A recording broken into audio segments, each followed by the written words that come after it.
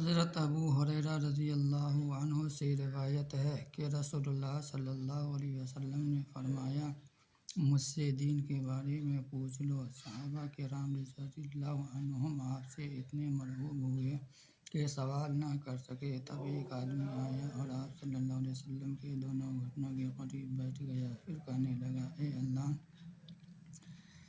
کے رسول، اسلام کیا ہے؟ آپ نے فرمایا، تم اللہ تعالیٰ کے ساتھ کسی کو شریک نہ ٹھہراؤ، اور نماز کا اہتمام کرو، زکوٰۃ ادا کرو اور رمضان کے روزے رکھو۔ اس نے کہا، آپ نے سچ فرمایا۔